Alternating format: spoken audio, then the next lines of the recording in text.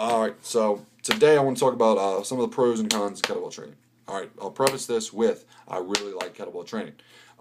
It's not something I'm trying to diss at all. I use it a lot with my clients. I'm actually trying to train exclusively with it right now to see if it's a beneficial thing to train exclusively with. Just trying something new, trying to make myself more well-rounded as a trainer and coach. So some of the pros. It's old as hell, ancient. 1700s, I believe they came up with the kettlebell. I think they probably just plopped something into a cannonball and started doing some swings with it or something. And it was really popularized in Russia, I believe, by the Russian strongman. Don't quote me on that though. Eugene Sandow really liked it. Eugene Sandow was the original bodybuilder. I think he was like I think it was beginning of the 20th century that he was alive. I can't remember though. But so he likes to say he's the father of modern father not of modern bodybuilding, but father of bodybuilding. So like I say, it's been around forever. That's the point. Also, I find the kettlebell offers a slightly awkward positioning, but not so awkward that you can't get stronger using it.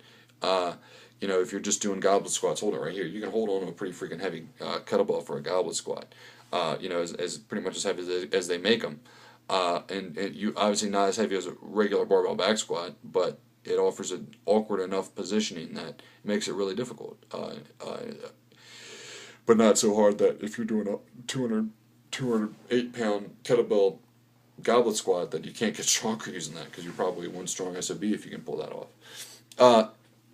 And I find it provides an excellent strength and conditioning benefit as well as offers some flexibility benefits. But I listed them as such importantly because strength should be the primary goal, secondary should be conditioning, and tertiary should be some flexibility work. So some cons. Most people don't go heavy enough. Again, that strength, gotta get stronger using them. Most people, if you're doing a 15-pound kettlebell swing, either you're doing it incorrectly, because if you're working the hips and using a kettlebell swing as it was designed to be used via the Russian style or hard style, I think that's what Pavel Tsatsouline likes to call them now, then you should be able to use much more weight than that. So just make sure you're figuring out appropriate weight. Figure out how to swing first, then go and do it, and you'll find that you can go a hell of a lot heavier than you probably are now. Most people use too many exercises, way too many.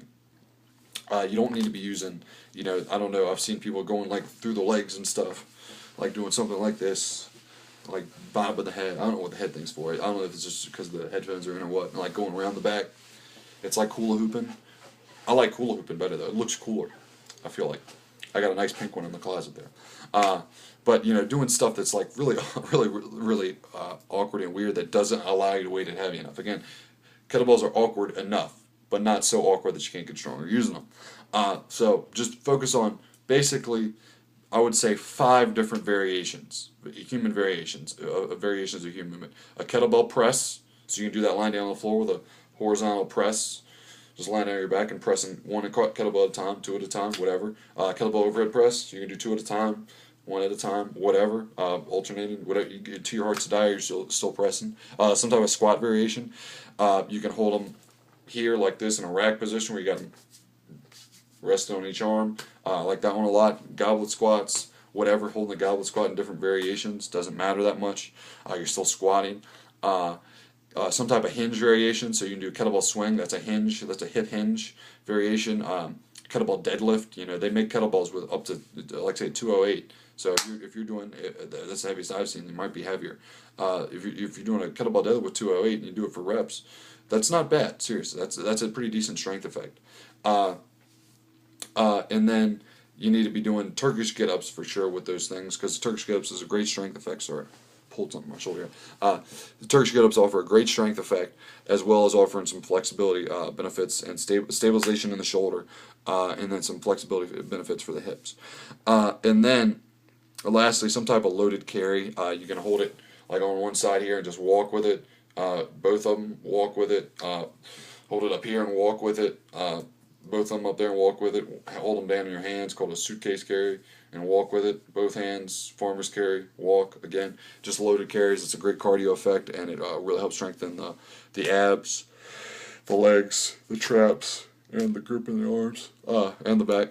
Past that, you really don't need to be doing too much past that. You can do other things, but make sure the meat and potatoes of your kettlebell training are those 5 things: kettlebell press, kettlebell hip hinge, kettlebell squat.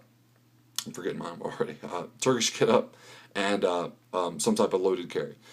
Anything else past that, go ahead and do it if you like to do it. I'm not going to say don't do it, but it should be icing. That's not the meat and potatoes of your workout. It's just icing afterwards. That's your dessert. Make sure you're doing those 5 things. It's five variations of human movement as you're doing your kettlebell training. All right, thanks for watching.